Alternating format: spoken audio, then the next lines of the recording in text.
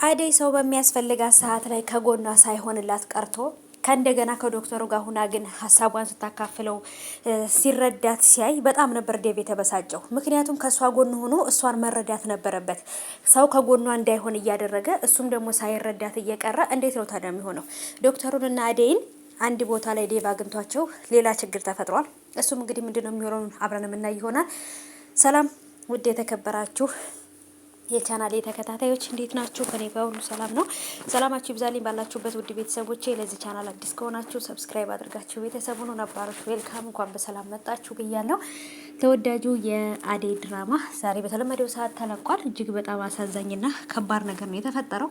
እሱም ከባዱ ነገር እንግዲህ እንዳያችሁት በተለይ በዴቭ እና በአደይ መሀል የተፈጠረው ነገር አደይ እህቷን አናግራት እህቷም ልትረዳትም አልቻለችም። እናቷን አሳምናላት ወይንም እናቲቱን ሁሉን ነገር አስረድታት አንቺም ከዚህ መተሽ አይተሽ ነበረ ዴቭ ምን ያህል ለኔ ቦታ እንዳለው ታውቂያለሽ። ዴቭን እየጎዳሁት ነው፣ ስሜቱን እየተጫወትኩበት ነው። ስለዚህ እየጎዳሁት ስለሆነ ሁሉን ነገር እናቴን ለማስረዳት ሞክሬልኝ፣ ቢያንስ እንኳን አንቺ ተረጂኝ ብላ እህቷን ለማሳመን እየሞከረች ነው። ግን ሁሉም ሰው በእኔ ቦታ ለመሆን ወይንም ደግሞ እኔን ለመረዳት እኔ ያሳለፍኩትን መከራ እኔ ያሳለፍኩትን ስቃይ ማሳለፍ አለባቸው እንዴ ብላ ስቅ ብላ ነበር ስታለቅስ የነበረው ማለት ነው። የእውነት እንዴት እንዳሳዘነችኝ ቤተሰቦቼ።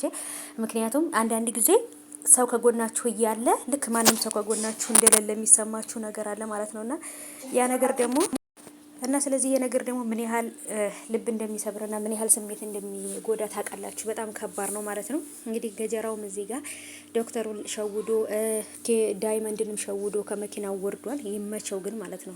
ድራማውን ሰርቶታል እሱ ማለት ነው። ምን ለማድረግ እንደፈለገ ምን ማወቅ እንደፈለገ ነው ግራ የገባኝ እሱ ማለት ነው። ምክንያቱም አሁን ላይ ለምለምን ነው እየፈለገ ያለው። ለምለምን ቢፈልጋትም አላገኛትም። እንዳስታወሰችና ሁሉ ነገር እንዳረሳች ያወቀ ይመስለኛል። ግን ለምንድን ነው አሁንም ሙሉ ለሙሉ እሷን እየፈለገ ያለው? በእሷም ደግሞ ቴክስት ተልኮላታል። ራስሽን ጠብቂ የሚል ቴክስት መጥቶላታል። ያም ቴክስት እንግዲህ የመጣላት ከአክስቷ እና ውድ ቤተሰቦቼ ብቻ ግን ዳይመንድ ያደረገው ነገር ትንሽ ከባድ ነው። ዶክተሩን ስልኩን እየሰረቀው ይመስለኛል። የዶክተሩን ስልክ ሰርቆ ያው እንግዲህ የለመደች ጦጣ ሁልጊዜ ሽምጠት አይደለ? የለመደ እጅ መቼም ቢሆን አይማርም ብዬ ነው የማስበው። እንዴት ከዶክተሩ ላይ ይሄን ነገር ያደርጋል? በጣም ከባድ ነው። ዶክተሩም እንግዲህ አደይ ጋር ቁጭ ብሎ አደይን ተረድቷት አደይ ጋር ካወራ አደይ ጋር ሁሉ ነገር ከጨረሰ በኋላ ስልኩን ሲያይ የለም። እንግዲህ ይሄን ነገር ያደረገው እሱ እንደሆነ ነው የተረዳው ማለት ነው ውዶቼ። ግን ደግሞ ሳስበው ቤተሰቦቼ ስልኩን የወሰደው ዳይመንድ ሳይሆን ስልኩን የወሰደው ገጀራው ነው ብዬ ነው የማስበው። ምክንያቱም በስልክ ውስጥ ማን ጋር እንደሚያወራ ከመርማሪው ጋር ሲያወራ ሁሉ ነገር የነበረውን ከስልክ ውስጥ ያለውን መረጃ ማወቅ ስለሚፈልግ ገጀራው ነው ይሄን ነገር ያደረገው። እሱ ግን ሽማግሌው ሰውዬ ይሄ ወይንም ደግሞ ገጀራው ሌላ የታመመ ሰው ስለመሰለው እሱን መጠርጠር ስላልፈለገ ዳይመንድ ነበር የጠረጠረው ማለት ነው። ግን የወሰደው ዳይመንድ አይደለም፣ ገጀራው ነው ስልኩን የወሰደበት።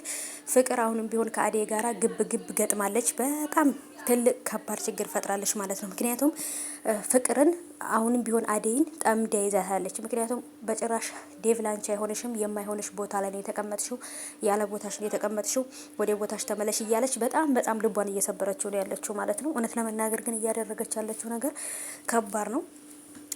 ዴቭም ቢሆን አደይን ከዚህ በኋላ ልቧን የሚሰብርና የሚያስከፋት ነገር ከተናገርሻት ጠብሽ የሚሆነው ከኔ ጋር ነው፣ አርፈሽ ተቀመጭ ብሎ አስጠንቅቋታል። እሷ ግን በጭራሽ በማንም ማስጠንቀቂያ የምታርፍ አይደለችም። ብቻ ከባድ ነው። እንግዲህ ምን እንደሚፈጠር አብረን የምናይ ነው የሚሆነው ማለት ነው ውዶቼ። ዴቭም አደይ ሊረዳት ይገባል። ከጎኗ ሆኖ ሊያጽናናት፣ አይዞሽ ችግር የለውም ፈጣሪ በፈቀደ ጊዜ ይሆናል ብሎ ሊያበረታታት ይገባል ብዬ ነው የማስበው። በጣም ከባድ ነው አሁን ላይ ያለችበት ሁኔታ።